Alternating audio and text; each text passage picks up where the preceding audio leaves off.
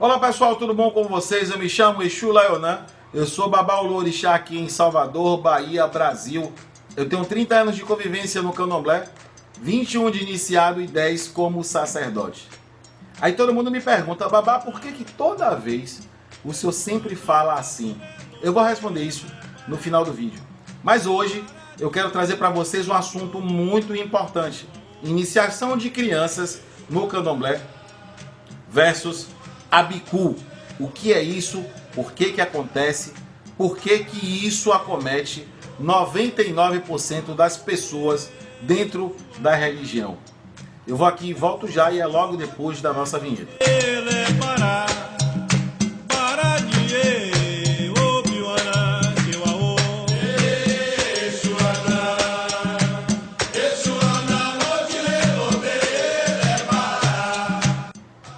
Muito bem, senhoras e senhores, muito obrigado por continuarem aqui comigo assistindo esse vídeo. Bom, primeiro eu vou falar a respeito do que é Abiku, como é que ele se divide e por que crianças acabam recebendo indicações para iniciação no Orixá. Bom, a princípio é bom que se entenda. Eu acabei de falar antes da vinheta que 99% das pessoas que são de religião Yorubá, elas provavelmente são Abiku. Mas, segundo Baba King, 100% da população mundial, e eu só me referi às pessoas do Candomblé, mas segundo Baba King, 100% da população mundial é Abiku. Por que ele está falando isso? No contexto social, a palavra Abiku significa Abi, nascido, e Ku, para a morte. Todos nós nascemos para morrer um dia. Isso é citado no Odu Obemeji, a necessidade de viver, o direito de viver e por que viver com plenitude e abundância. Já no Odu Oyeku Meiji vai falar da necessidade da morte, de por que o ser humano precisa morrer, com a justificativa do equilíbrio natural do planeta. Tudo tem seu momento, tudo tem seu estágio de força, estágio de declínio e o estágio de morte. Isso é necessário para que a vida se preserve sobre a Terra. Dito isso, vamos entender o processo agora psicológico para nós que somos sacerdotes da religião. Abiku, para a gente, é o processo, como o Baba King disse, todo ser humano é Abiku, ele nasceu para morrer. Mas quando a gente olha para o contexto espiritual e quando a gente fala do Abiku Omodê, a gente fala de crianças que terão mortes prematuras que podem ser evitadas. Ou do Abiku Abá, que são as pessoas mais velhas que já passaram por esse processo, conseguiram burlar o processo do acerto espiritual feito e não morreram novos. Mas há uma consequência para esses dois casos. Bom, para os pais que tiveram uma criança que nasceu Abiku Omodê, eles não sabem disso e a própria criança também não sabe. Mas essa criança brevemente terá sua vida ceifada. Mas por que isso acontece? Existe um outro contexto dentro de Abiku chamado de Ebeorum. Fala-se da família que está no céu. Antes do nascimento, segundo a teologia Yorubá, acertos são feitos no Orum. Essa família está reunida. Um desses que estão nesse meio, ele precisa descer para encarnar, porque todo Ori tem uma predestinação da vida. E um espírito precisa estar presente para que esse contexto da concepção do nascimento precise existir. Um homem, uma mulher, um óvulo, um espermatozoide, vai gerar um corpo e esse corpo precisa ser habitado por um espírito. Seja esse espírito predestinado a uma morte muito rápida, e a gente está falando de uma morte prematura, ou de uma pessoa que vai morrer com idade avançada, que é o fator natural da vida. Porém, o Abiku Omodê, ele já vem com esse acerto feito.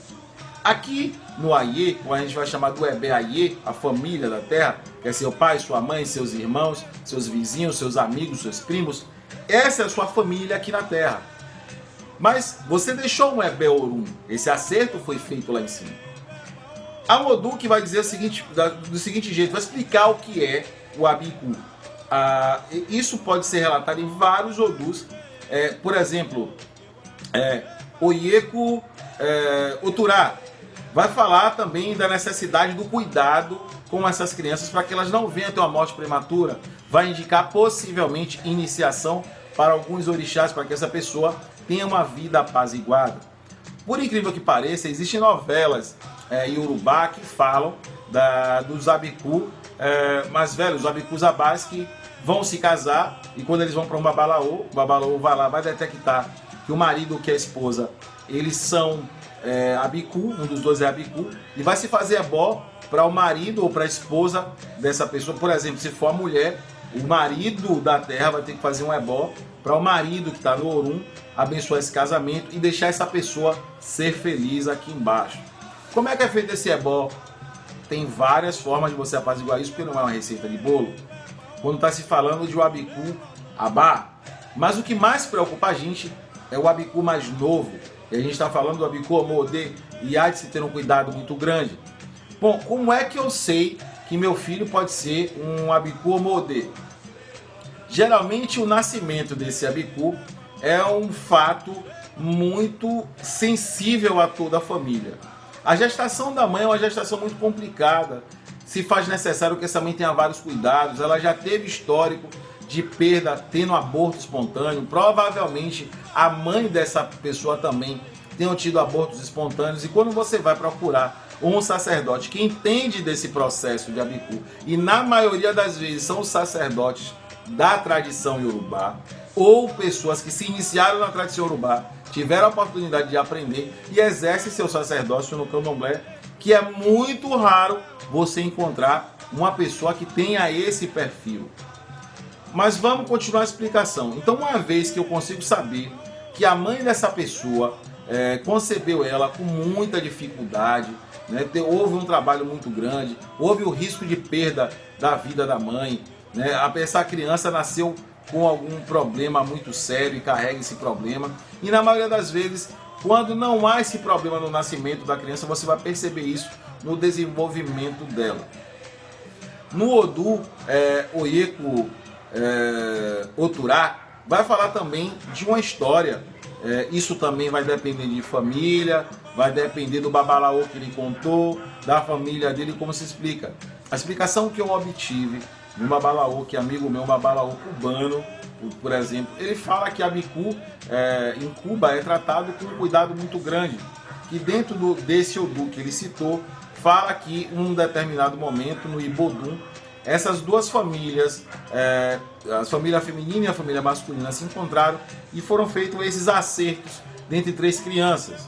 Uma disse o seguinte: quando a mulher que me pariu fizer comida para mim, no fogão a lenha, e quando essa lenha virar cinza, será o dia que eu vou desencarnar. A outra falou o seguinte: quando eu fizer 11 anos de idade, meu pai me der para um casamento, vai ser o dia que eu vou morrer. E a terceira disse o seguinte: quando a travessa de minha mãe rasgar, travessa é um pano que as mulheres africanas colocam para carregar os seus filhos, quando a travessa rasgar, será o dia que eu irei morrer. Segundo o relato desse babalaô, o babalau, melhor dizendo, ele disse que 3 orixás ouviram isso: Oxum, Exu e Obatalá. E eles foram até um babalaô e contou o que se viu no Ibodum.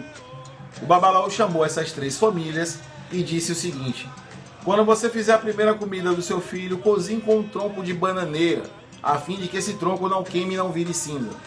Na segunda, que a menina que casaria com os 11 anos de idade, porque lá na África se atinge a maioridade aos 11, ele disse o seguinte: o babalaô recomendou que o pai colocasse essa criança para fora e que o noivo iria pegar, mas que não desse para um casamento.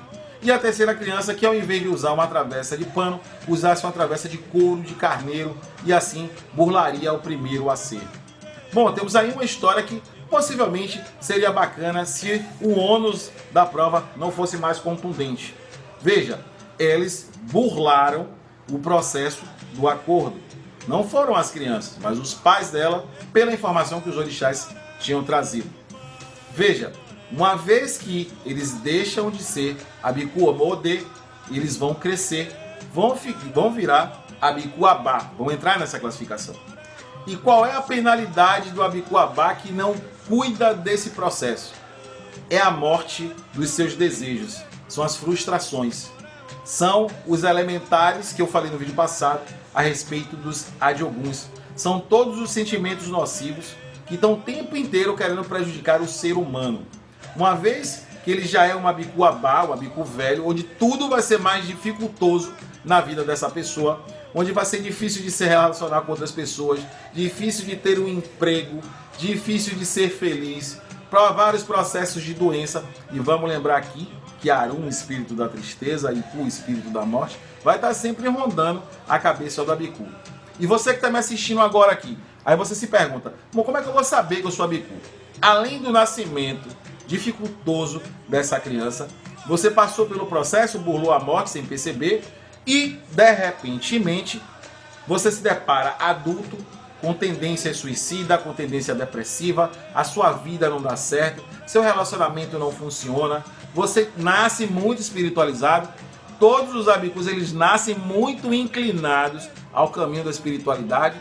Eles geralmente vão ser sacerdotes, na sua maioria das vezes, vão sofrer muito na vida. O sofrimento psicológico ainda é pior do que o sofrimento material. Pelo menos uma coisa que é certa do abiku amodê, ele nasce, morre e vai embora, não levando prejuízo nenhum consigo, mas deixando prejuízo para os pais. A dor da perda do que os pais vão ter, a morte prematura. Porém, o abiku abá, o que mais vai sofrer durante a vida, é o que vai ter dificuldades em relacionamento, nada na vida dele vai dar certo, tá sempre com doença, ou tá sempre sem dinheiro, sem poder realizar nada na vida, tendo várias dificuldades. A saúde anda tomando queda toda hora, dores de cabeça constantes, é tido como louco, o seu comportamento não condiz com a idade que ele tem. É um sofrimento global que essa pessoa passa. Quando muito novo, o comportamento dessa pessoa é insuportável. São crianças sem controle. Por mais que você tente controlar a criança, ela é inquieta, ela é teimosa, ela é arteira, ela gosta de quebrar tudo. Ela tem dificuldade do sono, ela vai dormir, mas vai se bater sempre. Ela vai ter muito pesadelo. Primeiro porque, se ela for um médium de incorporação, ela é muito suscetível a contatos espirituais. Ela vai falar sozinha, ela vai brincar sozinha. Supostamente essa criança está sozinha aos olhos terrenos dos pais, mas ela vai sempre estar cercada de espíritos. O problema vai piorar quando essa criança se torna um abiku abá, quando ela vai ficar mais velha. Aí a família, do acerto que foi feito lá em cima, vai começar a querer cobrar ela aqui embaixo. E aí ela começa a sofrer ataques de abiku.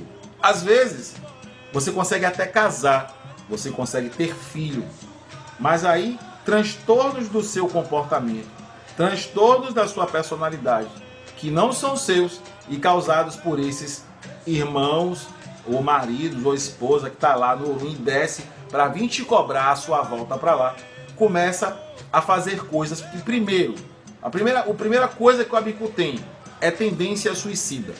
E como é que esse espírito, como é que esse Arum, como é que esse Iku, como é que esse Adiogun vai provocar a morte dessa pessoa? Primeiro vai passar a ter várias perdas. Ela vai começar a perder tudo na vida dela, um emprego, e vai perder o marido, ou a esposa, ou vai perder um filho. E geralmente essa pessoa vai evoluir da perda para baixa estima, e dessa baixa estima ela vai ficar na depressão. A depressão ela vai perder a saúde até desejar a própria morte. E essa pessoa não vai, na maioria das vezes ela não tem coragem de executar a sua própria vida. Ou, na pior das hipóteses, ela vai tirar a própria vida se jogando na frente do metrô, como aconteceu não tem muito tempo aqui em Salvador, vai se jogar de cima de uma ponte, ela vai desejar a morte o tempo inteiro. Isso realmente é ataque de abiku. Ou ela vai ficar depressiva dentro do quarto esperando que as coisas aconteçam de pior para ela. Então, se você se identifica com isso, se você percebe que tem um filho seu passando por esse problema, isso você precisa pegar o seu filho, levar em um sacerdote espiritual e muito provavelmente seja indicado a necessidade da iniciação dessa criança para que você não venha a perder o seu filho de forma precoce. Bom, isso é hediondo? Porque é uma religião muito séria, você precisa ter muito cuidado. Obviamente, a gente está falando de uma religião que é iniciática, uma religião que se faz necessário que você tenha convivência, que o sacerdote que vai iniciar essa criança tenha uma consciência que é uma criança e ela pode se traumatizar com muita coisa, que para nós adultos choca, imagine para uma criança. Eu posso falar isso de causa própria. Eu tenho 4 filhos, eu sou pai de 4 pedaços de mim, 4 diamantes que eu tive a oportunidade de trazer à vida. Desses 4, 2 são abicuns latentes. Vamos chamar de abicuns que são constantes, abicuns com latência. Eles estão presentes o tempo inteiro. As outras 2 são abicu em dormência. Por quê? A mais velha, quando ela nasceu, antes dela nascer, eu já tinha efetuado o jogo para ela. E há quem diga, você não pode jogar para sua família, você não pode iniciar seus filhos. Meus filhos são iniciados, sim. A minha mais velha, foi feito ebó para o nascimento dela, que nascesse com tranquilidade. E ela é abicu, mas tranquila, não é um abicu latente.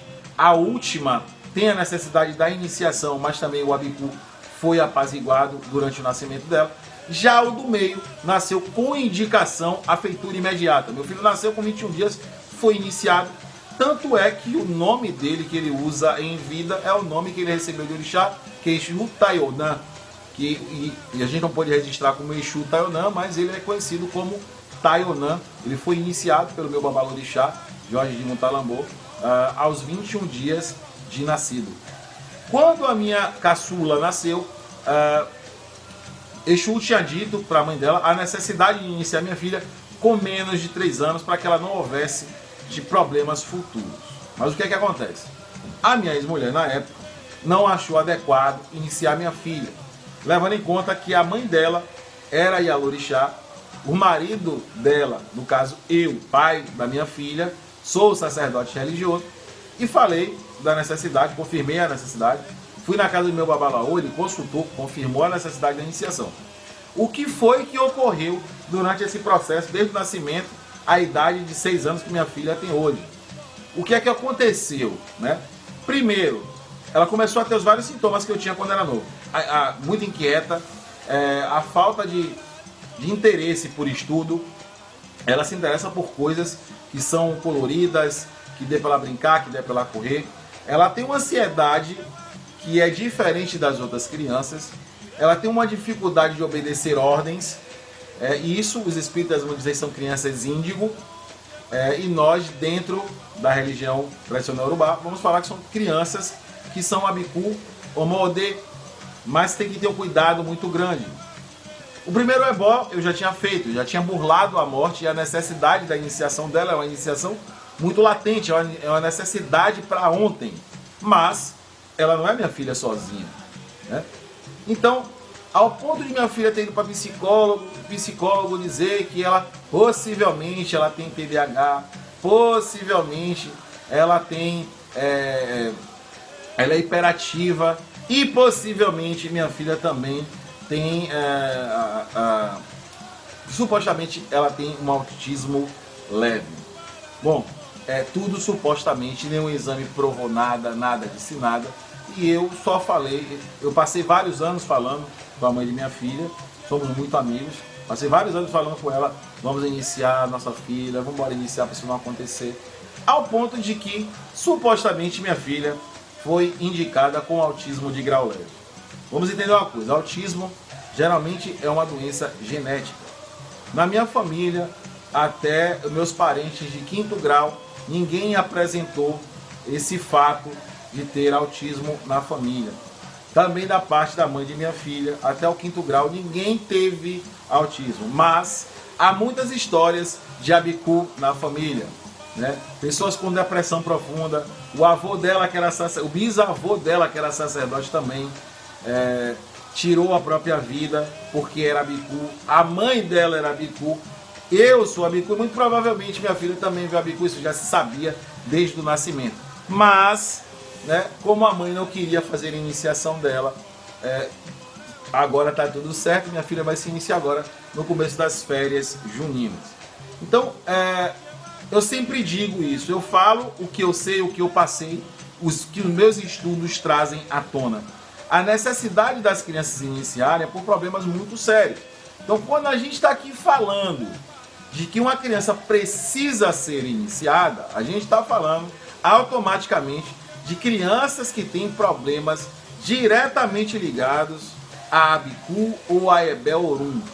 Fora disso, não há por que iniciar crianças que não apresentem nenhuma indicação para iniciação, a não ser que elas cresçam, manifestem a necessidade ou o desejo porque gostam da religião, querem se iniciar e elas são preparadas para esse fim. E quando eu digo elas, eu estou me referindo aos adolescentes.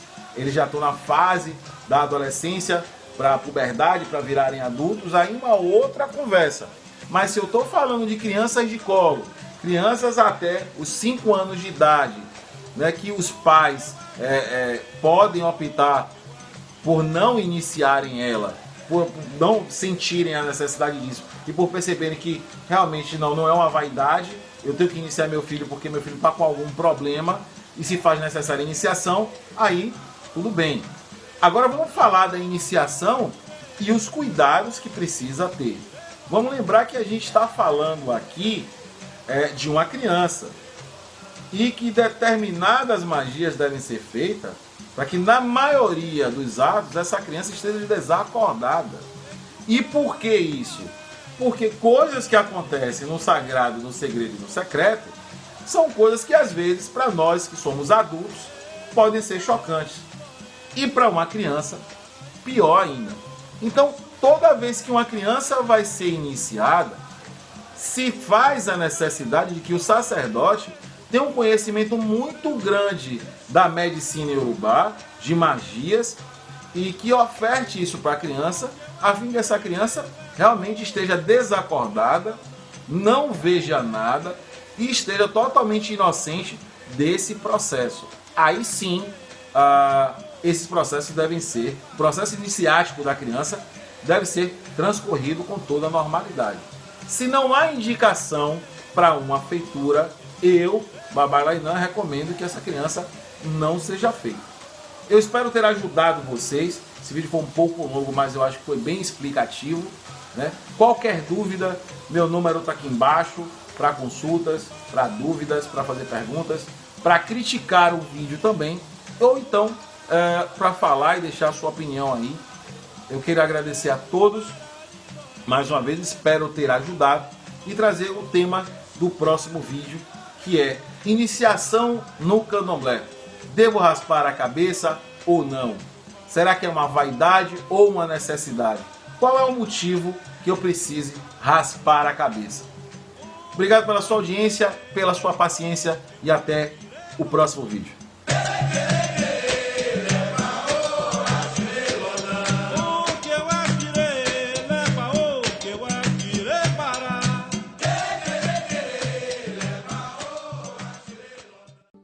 Ara o bebê tiriri lona. Exu tiriri, ara o bebê tiriri lona. Exu tiriri.